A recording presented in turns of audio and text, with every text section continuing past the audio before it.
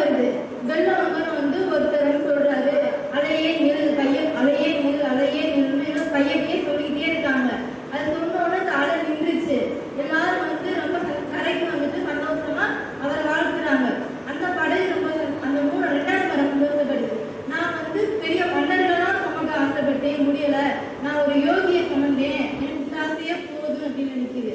2வது மரம் அதோட ஆசை நிறைவேறிச்சு. 3வது மரம் வந்து ஒரு இருட்டறையில இருக்கு.